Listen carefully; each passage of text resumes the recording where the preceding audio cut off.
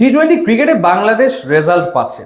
গত বছর ওয়েস্ট ইন্ডিজের মাটিতে টি-20 সিরিজ জিতেছে, শ্রীলঙ্কার মাটিতে প্রথমবারের মতো টি-20 সিরিজ জিতেছে, ঘরের মাটিতে পাকিস্তান কিংবা নেদারল্যান্ডসের বিপক্ষে জিতেছে, এশিয়া কাপে মোটামুটি ভালো ক্রিকেট খেলেছে। কিন্তু যে দলগুলোর বিপক্ষে বাংলাদেশ টি-20তে রেজাল্ট পাচ্ছে সেই দলগুলোর র্যাঙ্কিংয়ে অবস্থান হচ্ছে 7, 8, 9, 10 এই পর্যায়ে। যখন Bangladesh Australia, England, New Zealand, south Africa, ইন্ডিয়ার বিপক্ষে খেলবে, তখন কি আসলে রেজাল্ট পাওয়াটা সম্ভব বাংলাদেশ দলের পক্ষে? আমার মনে হয় কেউই খুব একটা আত্মবিশ্বাসী হবে না। কারণটা হচ্ছে ব্যাটিংয়ের উইকনেস, ব্যাটিংয়ের দুর্বলতা। সেই জায়গাটাতে কারেকশন জরুরি, না হলে আসলে টি-20 ওয়ার্ল্ড কাপে বাংলাদেশ তার কাঙ্ক্ষিত সাফল্য পাবে না। ওই শুধুমাত্র নিয়ম রক্ষার জন্য অংশগ্রহণ করতে হবে, কোনো বড় সাফল্য আসলে আসবে না। প্রবলেমটা কোন জায়গাতে? প্রবলেম হচ্ছে মিডল অর্ডারে যেই জায়গাটাতে নুরুল হাসান, সোহান, শামীম পাটোয়ারি, জাকের আলী অনেক ব্যাট করছেন এবং ক্ষেত্র বিশেষে কখনো কখনো তাওহিদ হৃদয়ের ব্যাটিংও টি-20 উপযোগী হচ্ছে না, ওখানটাতে বাংলাদেশ আসলে হোঁচট খাচ্ছে। সেখানে যদি পারফর্মার পাওয়া যায় তাহলে বাংলাদেশ হয়তো আরও ভালো ক্রিকেট খেলবে। তো আমরা মোটামুটি ডোমেস্টিকে যারা পারফর্ম করে তাদেরকে ইন্টারন্যাশনালে দেখে ফেলেছি। যেমন হচ্ছে নাইম শেখ, তিনি আসলে দলের সুযোগ পাওয়াটা ডিজার্ভ করেছিলেন, পেয়েছেন, ফেল করেছেন দলের বাইরে। কিংবা এনামুল বিজয় ঘরোয়া ক্রিকেটে দুর্দান্ত পারফর্ম করে আবারও দলের ডাক পেয়ে, সুযোগ পেয়ে কাজে লাগাতে না পেরে আবারও দলের বাইরে, এই অবস্থা হয়েছে। তো সেই ক্ষেত্রে আমার মনে হয় আরও দুজন এক্সপিরিয়েন্স ক্রিকেটার যারা ডোমেস্টিকে রান করছে এবং ইন্টারন্যাশনাল এক্সপিরিয়েন্স রয়েছে, সেই দুজনের কথা বিবেচনা করা উচিত টিম ম্যানেজমেন্টের।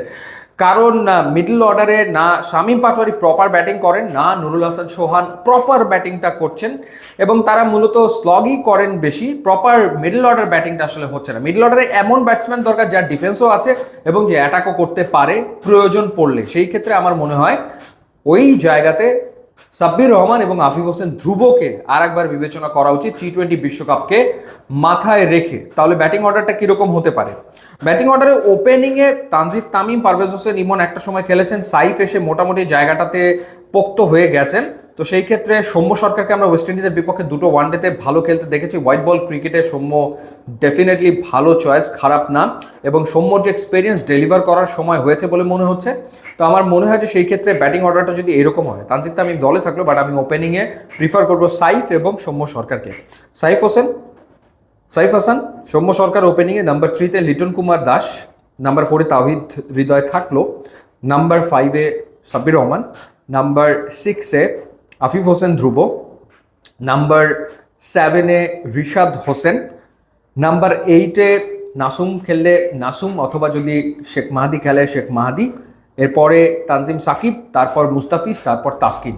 সো 3জন ফাস্ট বোলার, 2জন স্পিনার থাকলো, এবং জেনুইন 6টা ব্যাটসম্যান থাকলো, এবং প্রপার 2টা মিডল অর্ডার ব্যাটসম্যান থাকলো, এবং টপ অর্ডারে থাকলো সৌম্য, সাইফ এবং লিটন কুমার দাস।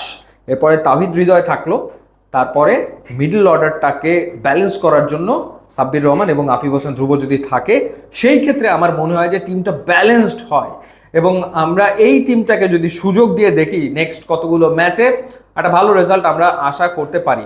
সো দেখা যাক, কারণ আমরা মোটামুটি এই শামীম পাটোয়ারি, সোহান কিংবা জাকের আলী অনেক, তাদেরকে আসলে এই জায়গাটাতে দেখে ফেলেছি, এবং সেই ক্ষেত্রে up to the mark performance আসেনি।